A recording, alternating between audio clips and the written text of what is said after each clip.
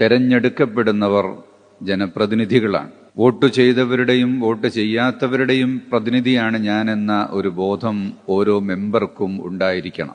അതുപോലെ തന്നെ നാം വോട്ട് ചെയ്ത സ്ഥാനാർത്ഥി വിജയിച്ചാലും ഇല്ലെങ്കിലും വിജയിച്ച സ്ഥാനാർത്ഥി എൻ്റെ കൂടെ മെമ്പറാണ് എന്ന ബോധവും ഉണ്ടായിരിക്കണം. റിസൾട്ട് വരുമ്പോൾ അമിതാഹ്ലാദം, ആക്ഷേപവാക്കുകൾ, അഹങ്കാരം തുടങ്ങിയ പ്രയോഗങ്ങളെ നാം വളരെ സൂക്ഷിക്കേണ്ടതുണ്ട്. നമ്മുടെ നാവിൽ നിന്ന് വീഴുന്നതൊരിക്കലും തിരിച്ചെടുക്കാൻ പറ്റുകയില്ല എന്ന ബോധത്തോടുകൂടി ചിന്തിച്ചുകൊണ്ട് മാത്രമാണ് പറയേണ്ടത്.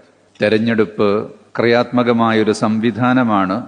രണ്ടാൾ മത്സരിച്ചാലല്ലേ ഒരാൾ വിജയിക്കുകയുള്ളൂ എന്നുള്ള ഒരു നിലക്കതിനെ മനസ്സിലാക്കുകയും വിജയിച്ച സ്ഥാനാർത്ഥിക്ക് പരാജയപ്പെട്ട സ്ഥാനാർത്ഥി അവരാലിംഗനം ചെയ്ത് ഹസ്തദാനം ചെയ്തുകൊണ്ട് കൺഗ്രാജുലേറ്റ് ചെയ്യുന്ന ഒരു രീതിയാണ് നമ്മുടെ നാട്ടിൽ ഉണ്ടാകേണ്ടത്. ഒരു തെരഞ്ഞെടുപ്പ് എന്ന് പറയുമ്പോൾ പരസ്പരം മത്സരിച്ചവർ എക്കാലത്തെയും ശത്രുക്കളല്ല.